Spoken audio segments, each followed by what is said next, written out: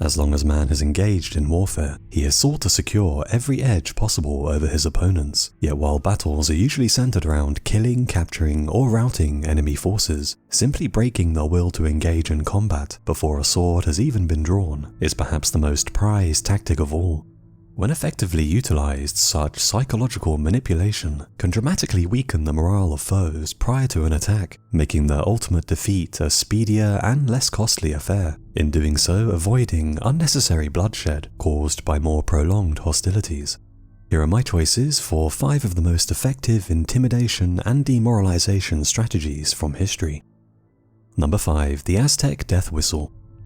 Sound can have profound effects on one's psychological well-being, and so it's no surprise that throughout history, armies around the world have experimented with ways to harness its power for use on the battlefield, often with dramatic results.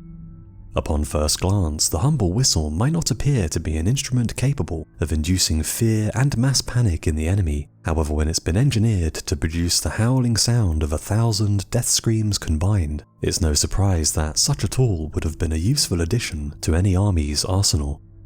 It's not hard to imagine the sheer terror that such a horrific sound might unleash upon men unaccustomed to such ghostly wailing, with warriors who believed that they were about to fight ordinary mortal men, now wondering whether their opponents were in league with demonic powers, when confronted by a deathly orchestra of hundreds of the whistles being blown in unison, the resulting fear infecting their minds like a virus and making their defeat inevitable, in a simple but highly effective demonstration of the power of psychological warfare. The Aztecs were well aware of the benefits that intimidating one's opposition could reap, utilizing a vast array of terror tactics such as human sacrifice, torture, and kidnapping to keep their many conquered rivals in line, the fear of unspeakable retribution for disloyalty, keeping subjugated tribes under control far more effectively than any military garrison or occupation force. Upon the many battlefields the Aztec Empire waged war during its rise and fall, her warriors would carry musical instruments with them that had been solely designed for producing ominous and fear-inspiring sounds to chip away at enemy soldiers' morale before battle commenced, making ultimate victory far more likely. Early Spanish records speak of thousands of war drums beating in unison, alongside an orchestra of other instruments that created a powerful wall of sound that filled their enemies with dread. However, few other details exist, leaving us only able to imagine just what it might have been like to be on the other side of such a terrifying experience. Yet all this changed in 1999 when an archaeological team excavating a temple to the Aztec wind god in Mexico City unearthed a 500-year-old beheaded sacrificial victim clutching a pair of strange skull-shaped whistles. Initially dismissed as little more than toys or decorative ornaments, the whistles were destined to be shelved and forgotten in a dusty warehouse. However, years later, a curious researcher decided to blow into the instruments to see what kind of sound they produced, the horrific results providing a chilling insight into just how effective this particular Aztec intimidation strategy would have been. The piercing, screeching sound that emerged from the whistle was described by witnesses as sounding like hundreds of people howling in pain, understandably leading to a great deal of speculation about what purpose such a device could have been designed for.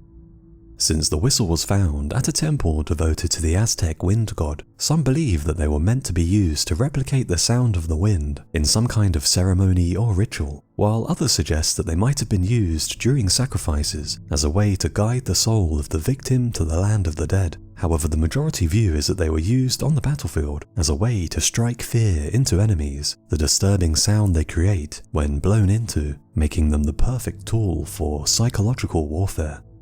Before fighting commenced, hundreds of the whistles might have been blown at the same time, producing a terrifying, otherworldly sound that washed over their opponents, filling their hearts with fear and undermining their resolve to fight before the bloodshed had even begun, possibly even causing some units to panic and flee for their lives. With their minds already filled with doubt, an Aztec victory over the remaining forces was made far more likely, and it wouldn't have been surprising if some foes believed that the Aztecs were in possession of dark magic, and perhaps even backed by supernatural powers, a thought that would intimidate even the bravest of enemies.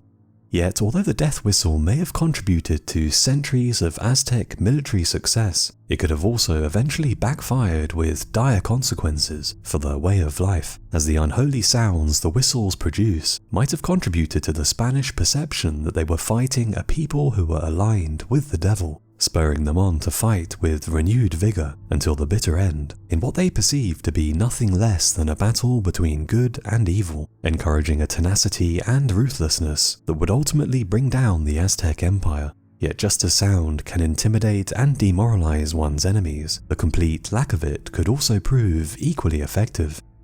In the early days of the Roman Republic, the legions marched against foes with roaring war cries and the crashing of javelin and sword against shield to create a deafening wall of noise intended to terrify their enemies and remind them of their oncoming death. However, over time, this approach evolved into an eerily silent advance. This tactic initially gained favor for purely practical reasons, but would prove to have the unintended consequence of instilling the kind of fear in enemies that no simple war cry could replicate. Soldiers were deployed in complete silence, except for the barking orders of officers and ominous clanking of armor and sword for good reason. The men needed to hear, understand, and respond to orders without impediment, and any man found to be talking would suffer a blow from the ever-watchful Optio's staff.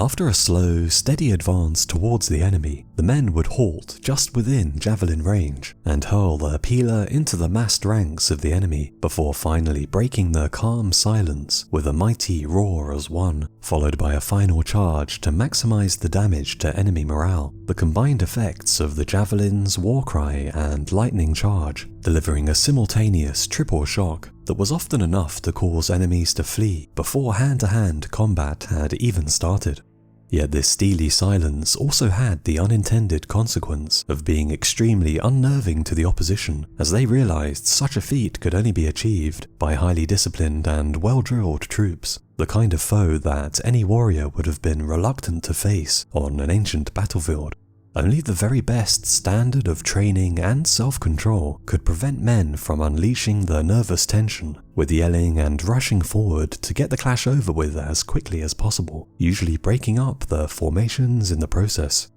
A fast, disorganized charge, coupled with noisy, ongoing war cries, was actually a symptom of fear just as much as a way to intimidate the enemy. The Romans passively endured and controlled their fear as they moved forward slowly and steadily, their stoic conduct in great contrast to the loud and impetuous barbarians they so often faced on the battlefield, this unsettling silence conveying a calm, assured confidence. These were men who had seen victory many times before and were confident that they were about to emerge victorious once again. Number 4. Unwavering obedience. Defeating an enemy without the need for a costly and risky battle is a prudent and potent military strategy, however one that is often out of reach for most leaders. Yet more than 2,500 years ago, such a feat was achieved in a peculiar but spectacular fashion, as a Chinese king ordered a group of hand-picked soldiers to march towards the front line of the battlefield, unsheath their swords, and cut their own throats in full view of the horrified and astonished enemy troops. This seemingly insane act crushing their will to fight and winning a war that was on the verge of being lost.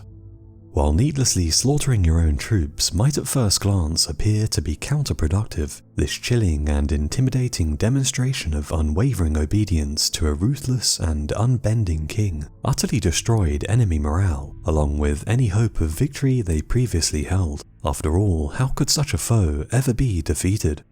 As the volunteers succumbed to their vicious self-inflicted wounds, fear gripped the watching soldiers' hearts as they realized with certainty that defeat was the inevitable outcome of conflict with such a well-disciplined enemy. Shattering their resolve to continue resistance, the callous but calculated sacrifice of a handful of loyal soldiers, a small price to pay for total victory and the prevention of wider bloodshed that could have sent thousands more to the afterlife.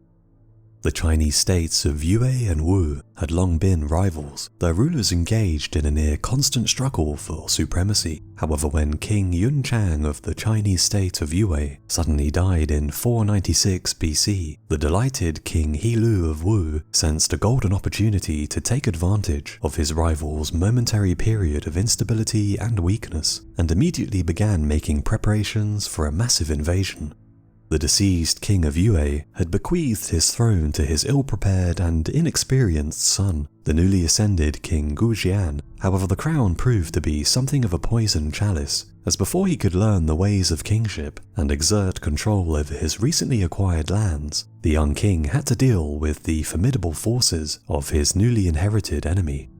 It seemed as though King Gujian's reign would be brought to a sudden end before it had even begun, his vastly outmatched forces unlikely to be able to hold back the invaders. Not only did the Kingdom of Wu possess one of the most potent armies in China, but their larger and more experienced forces were led by none other than the legendary strategist General Sun Tzu, author of The Art of War. Despite such hopeless odds, the inexperienced King Gujian gathered his troops and marched out to meet his foe, the two armies clashing at the Battle of Zuili. As expected, the fighting quickly swung in favor of the Wu, as two wild and reckless assaults by King Gujian were thrown back by the sheer discipline of the invaders, their ranks proving frustratingly impossible to break. On the brink of assured defeat, most other rulers might have given in to despair and hopelessness. However, in his darkest moment, King Gujian devised a strategy to intimidate and disrupt his well-ordered enemy that to many would have been simply unthinkable. The exact details of what happened next vary depending on the source. However, it seems as though a small group of Yue soldiers between 75 and 300 men strong marched towards the front line and lined up in 3 ranks in full view of the Wu army. Some accounts suggest that the men were condemned criminals, while others refer to them as loyal soldiers who had willingly volunteered for the mission, but whoever the men were, they all shared the same grisly fate. After the first rank stepped forward, they drew their swords, held the razor-sharp blades to their necks, and defying all logic, slit their own throats in unison. As the men in the first rank fell to the earth to bleed out, the second rank stepped forward and did the same, the macabre spectacle repeating until every volunteer lay dead. The king's creative but bizarre form of psychological warfare had the desired effect, clearly demonstrating his soldiers' unwavering loyalty, while at the same time displaying his own utter ruthlessness and willingness to do anything for victory. The watching Wu invaders were shaken to the core by the macabre spectacle, and while they were still trying to figure out what exactly was going on, King Gujian launched an all-out attack on their flank with his main force, taking advantage of his adversary's shock and confusion. Caught off guard, the Wu generals attempted to regain control of the battle. However, the army's ranks quickly dissolved into a full-on rout, as the previously disciplined regiments descended into little more than a panicked rabble, the rank and file's morale and willingness to fight utterly crumbling in the face of the disturbing and intimidating display they had just witnessed. In a dramatic reversal of fortunes, King Hilu of Wu was mortally wounded, as his demoralized army was all but annihilated, the legendary General Sun Tzu suffering an uncharacteristic defeat against such an unorthodox opponent. Against all the odds, the inexperienced King Gujian's strategic gamble had paid off, the sacrifice of a handful of his soldiers in such a dramatic fashion, earning a stunning victory, which finally brought about the destruction of the Wu state after years of ruinous warfare, their lands incorporated into his own kingdom in the process.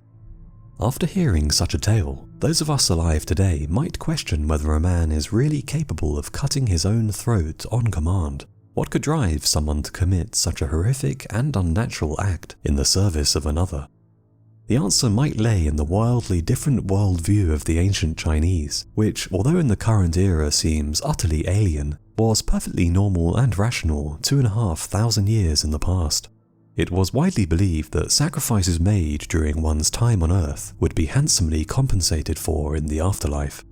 The soldiers who slit their own throats during the battle most probably believed that great rewards awaited them in death, and if the men were in fact condemned criminals, they may have been attempting to restore their family's honor or have simply been coerced into the act by a threat against their relatives. However, it's also possible that the entire story was either embellished or completely fabricated for propaganda purposes. Yet, an ancient Chinese battlefield is not the only time that such a creative strategy of intimidation is rumored to have been deployed. Amongst one of the many legends surrounding the famed Alexander the Great is his encounter with the king of a city that the Macedonians intended to seize in their great conquest of the known world. With a direct assault on the settlement's great walls likely to prove costly and time-consuming, Alexander demanded an audience with the city's ruler, who promptly appeared towering above him atop one of the thick stone walls. Upon sighting the man who dared to resist him, Alexander demanded that he surrender immediately. Taken aback by the bold demand, the amused king explained to Alexander that he was in no position to insist on such a move, boasting that it was he who had the advantage in both numbers and defensive position, his huge army inside prepared to defend their home to the last man.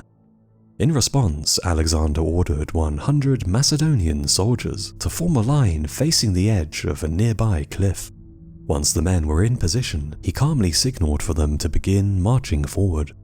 One by one, the soldiers reached the edge of the cliff, stepped off, and plummeted down hundreds of feet to their deaths, their bodies smashing into the sharp rocks below. After 10 men had fallen, Alexander ordered the rest to halt and turned his gaze upon the king, who was watching on with disbelief from the safety of his high walls. Shaken by such an intimidating display of loyalty and obedience, the king is said to have immediately surrendered his city to Alexander, realizing that resistance against such a force would be futile. After all, if Alexander's men were prepared to walk off a cliff when ordered to do so by their leader, how could his own soldiers ever hope to defeat such a force? A similar story is attributed to the Zulu king Shaka, who is said to have marched 100 of his warriors over a cliff to demonstrate their loyalty and discipline to European visitors, no doubt hoping that such a display might sway them from any thoughts of seizing his land that they might have been entertaining.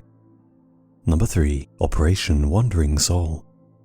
Throughout the 1960s, the skies, rivers, and jungles of Vietnam came alive with the foreboding sounds of wailing spirits and ghostly apparitions of supernatural beings. Yet these strange events were not the result of the paranormal, but the culmination of a deliberate military strategy brought to life by modern technologies in one of the most bizarre chapters of the entire Vietnam War, as US PSYOPs forces outfitted boats, helicopters, and even ordinary infantry soldiers with high-powered loudspeakers that filled the night air with studio-recorded messages containing mournful sobbing, eerie wailing, and terrifying screams, supposedly from the wandering ghosts of their tormented, fallen comrades. The entire charade designed to frighten and intimidate the Viet Cong into deserting their positions by exploiting and weaponizing the Vietnamese belief that a spirit whose body has not received the proper burial rites is damned to wander aimlessly for all of eternity.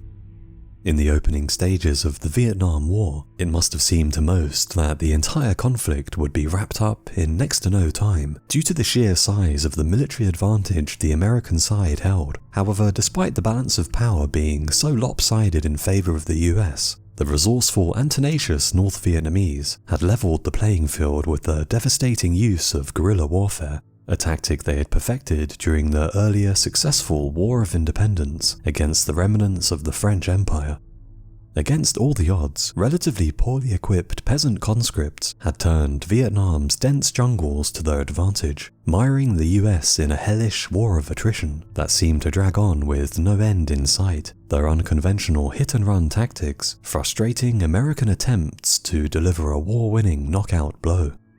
As the years passed by and the body count mounted, US forces began exploring more unorthodox strategies that they hoped might break the enemy's resolve to continue fighting, carrying out a series of often bizarre missions that attempted to exploit Vietnamese superstitions and cultural customs to intimidate and demoralize. One of the best known of the psychological warfare operations was conceived by the US Army's 6th PSYOP Battalion in the late 1960s, focusing on the Vietnamese fear of eternal limbo in the afterlife to bring about mass desertions and thus turn the tide of war. According to long-held religious customs, after death the body of the deceased was supposed to be ritually buried in their homeland, usually nearby where living relatives still resided in a form of ancestral worship. If these detailed funeral rites were not adhered to, the spirits of those who did not receive a proper burial were cursed to wander the earth in limbo for all of eternity, haunting the area around where they perished until the remains were discovered and correctly interred. These wandering souls would usually be invisible to the living. However, it was believed that on the anniversary of their death, a kind of portal would be opened between our world and the afterlife, near the spot where the ghost had met their demise. Anyone in the area would immediately become aware of the wandering soul, hearing its cries of anguish and pleas for help or vengeance. With perhaps thousands of Viet Cong troops killed in combat every month, retrieving and burying all of the fallen was an impossible task, with most remains doomed to lay undiscovered hundreds of miles from home. This uncomfortable truth was well known to the North Vietnamese soldiers, and a silent but perpetual anxiety gripped the hearts of men who feared that they too might be cursed to end up as one of these eternally tormented spirits.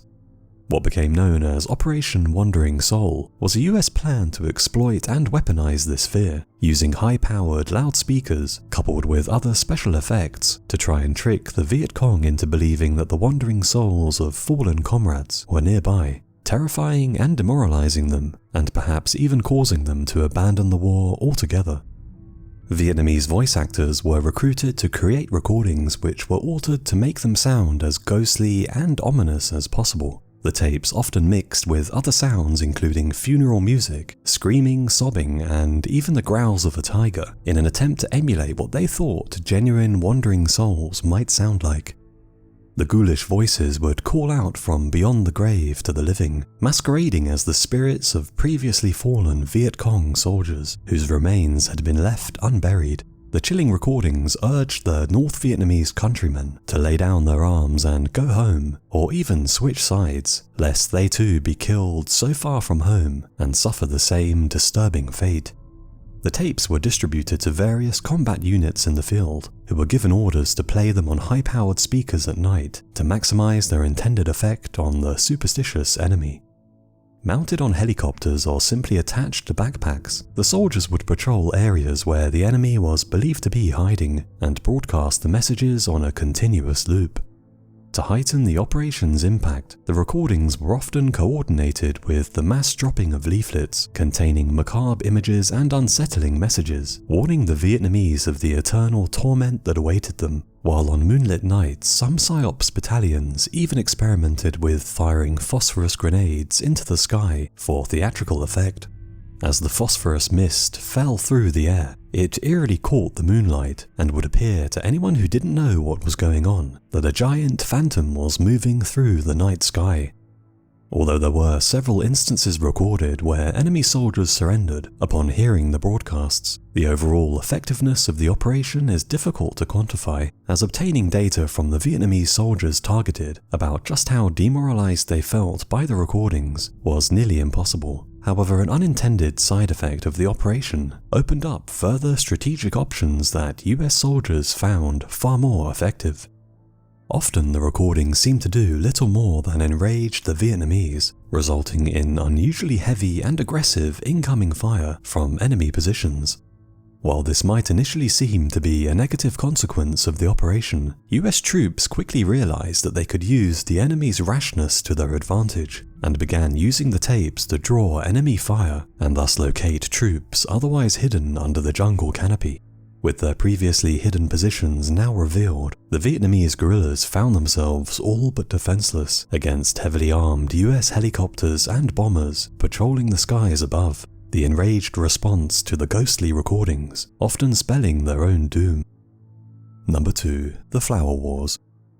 Doing your best not to kill an enemy on the battlefield might sound counterintuitive. After all, surely the entire point of war is to destroy one's opposition. However, the Aztec Flower Wars served a far darker purpose than merely the slaying of foes in combat and conquest of new territory, as her elite warriors instead did their best to capture enemy soldiers alive so that they could be offered up to the heavens in grisly sacrifices atop her city's many blood-soaked temples. Yet although these mass killings were supposedly carried out to satiate the gods' never-ending desire for human lives, they also had a far more cynical and politically motivated side effect, proving to be a wildly effective intimidation tactic that demonstrated the fearsome military prowess and ruthlessness of the Aztecs to would-be rivals, while at the same time keeping the empire's ever-growing number of conquered subjects in line, curtailing any thoughts of dissent, lest the would-be rebel and his loved ones find themselves on the front lines of the next Flower War.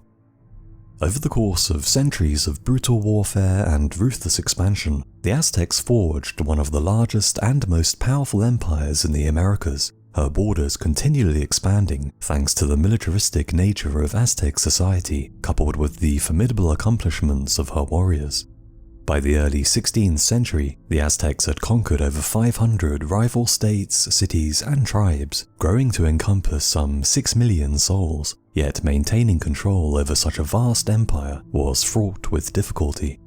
The Aztecs simply did not possess the levels of manpower required to police such a wide variety of potentially rebellious subjects spread across so great an area. And so, driven by necessity, the political and religious elite began utilizing an array of horrific tactics of intimidation to keep the ever-growing number of subjugated vassals in line.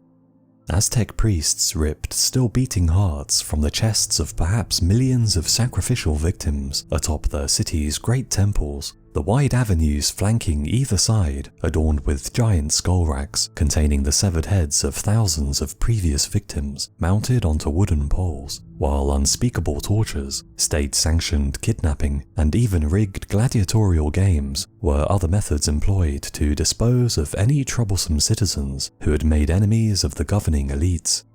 The unspoken warning was clear to every man, woman, and child in the empire. Dissent would not be tolerated, and it was this fear of terrible vengeance for any seditious behavior that kept the conquered millions in check far more effectively than direct force.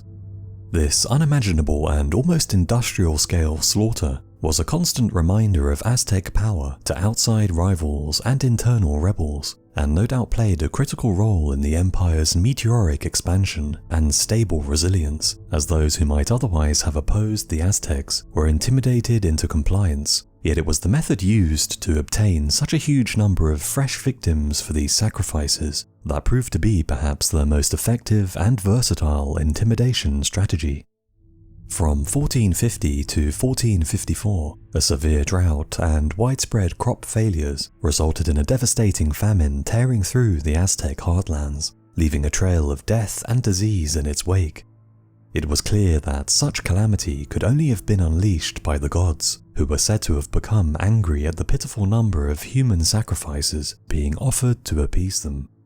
The Aztec priesthood demanded more regular and larger-scale sacrifices to placate the heavens and prevent further catastrophes. However, obtaining such huge numbers of new victims was proving to be problematic. In response to this conundrum, the Aztecs came to an arrangement with their neighboring rivals, each side agreeing to engage in a regular form of primarily non-lethal conflict that became known as the Flower Wars. The battles fought were unusual in that the goal was not to kill the enemy, but to subdue, incapacitate, and capture him, the entire war supposedly serving as a method for gathering the huge numbers of captives required by the priesthood. Yet although on the surface the justification was simple, digging deeper reveals there was a far more cynical and sinister purpose for these ritualized conflicts.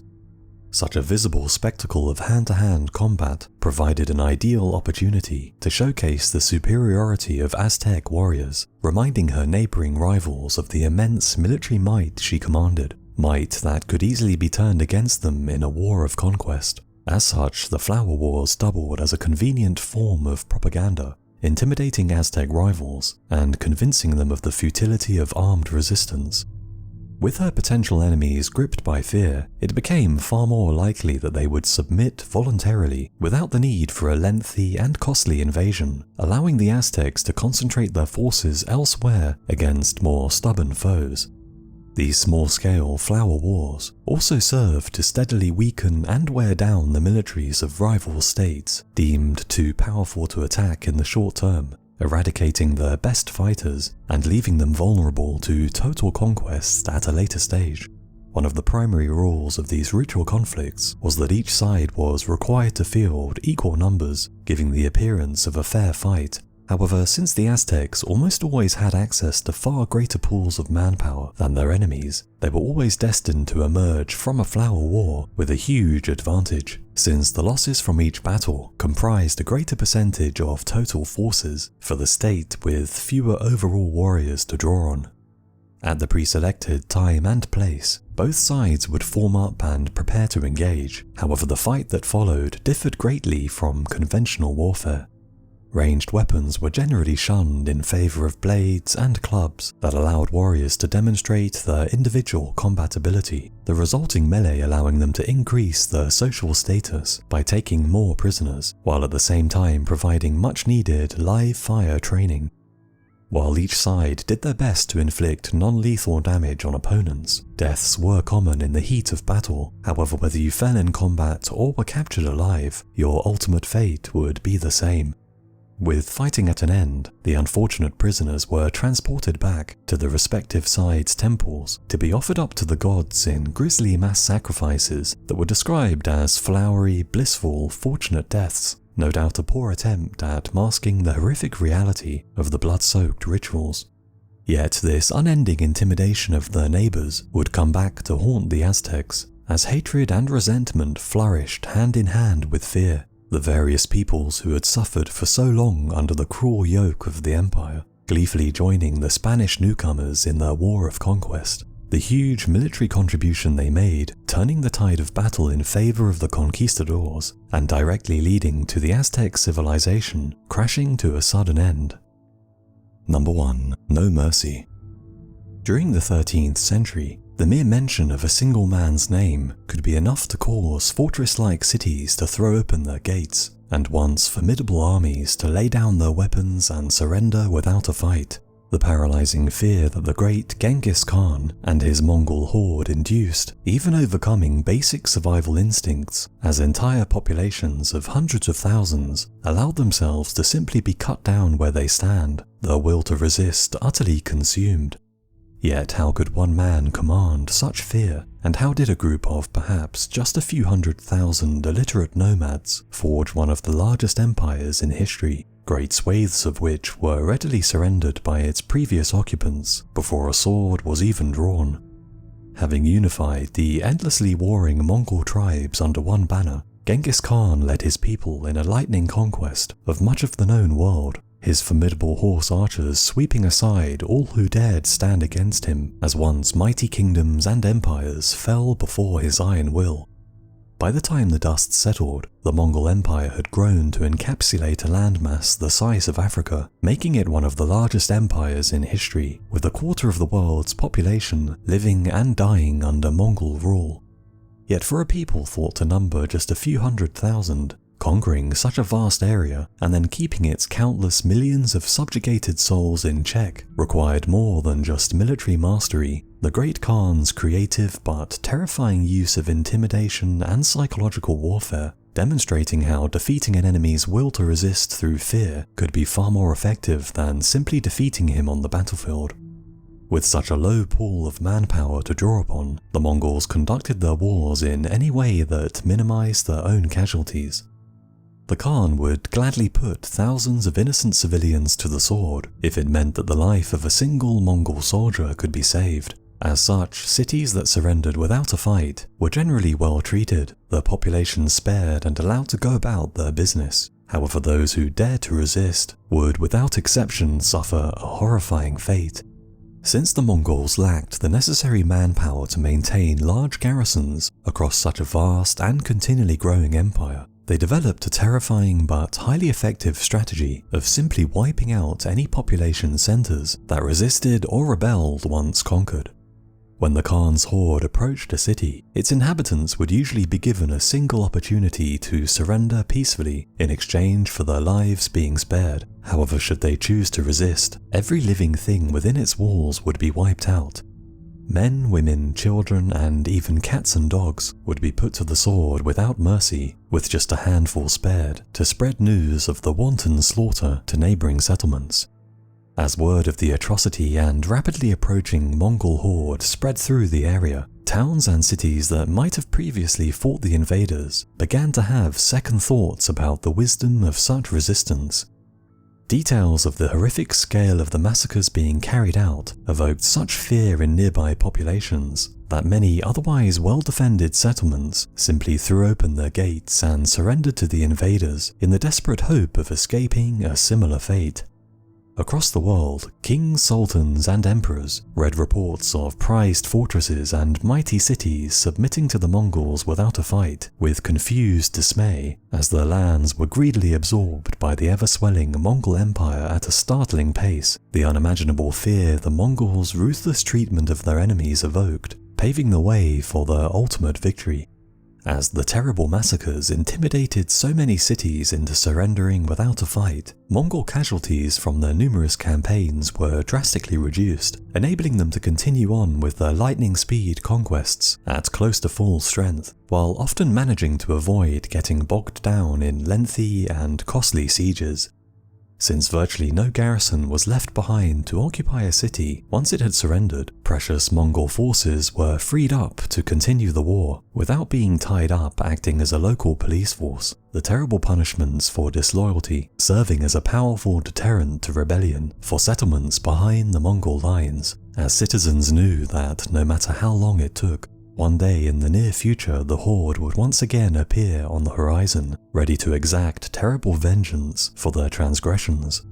Yet the barbaric wholesale slaughter of civilians was not the only intimidation strategy the Khan deployed, and a whole host of more refined psychological warfare tactics were used to intimidate foes with devastating results.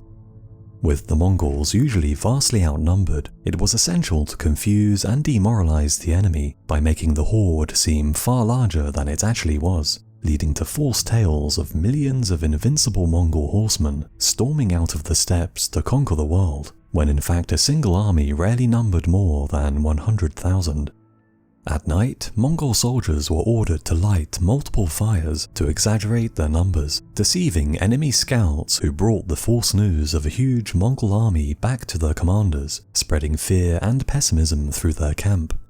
Mongol horses had sticks tied to their tails to create a larger than usual cloud of dust, while at the same time scarecrow-like bodies were placed on riderless horses to give watching spies the impression that their army was far more numerous than it actually was. In cases where siege warfare was unavoidable, the Mongols carried out one of the earliest examples of biological warfare, catapulting severed heads and plague-infected corpses over a city's walls to both terrorize its inhabitants and spread incurable disease to thin their numbers. Yet while the suffering of ordinary civilians might not be enough to intimidate enemy leaders, the Khan's special punishments reserved for ruling elites was often motivation enough, for they would not evade his unique brand of justice. Being boiled alive, suffocated, drowned, crushed to death, or even having molten silver poured into the eyes and ears was the kind of inescapable fate that any defeated ruler who defied his will would face. Although it's impossible to calculate the exact human cost of these tactics, it's estimated that some 40 million perished as a direct result of the Mongol conquests, as numerous once flourishing cities, kingdoms, and empires were all but exterminated. At Herat in modern-day Afghanistan, 1.6 million were killed after the city's inhabitants rebelled. At Nishapur in Iran, 1.7 million were slaughtered after the Khan's favourite son-in-law was killed by an arrow fired from within the city, their severed heads piled into enormous pyramids that are said to have taken 10 days to construct.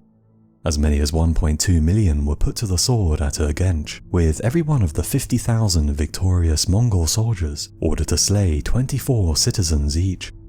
The city of Merv suffered a similar fate, the Khan watching on from a golden throne as each of his 7,000 troops claimed their allotted quota of 300 heads. What was said to have been one of the largest cities in the world at the time, left in ruins after its inhabitants were eradicated.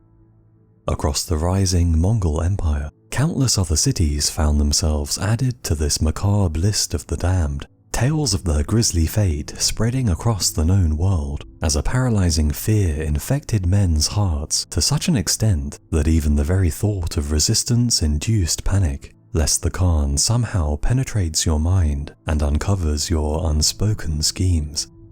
The only way to escape Mongol ire was through total submission and compliance, resulting in the Khan having to fight far fewer battles than had he conquered cities more conventionally and peacefully. In fact, the level of capitulation was often so complete that there are even tales of lone Mongol soldiers riding into previously conquered towns and executing people at random as a sickening test of loyalty, since any act of resistance would bring down utter ruin and destruction upon the entire population of any settlement where a Mongol was harmed.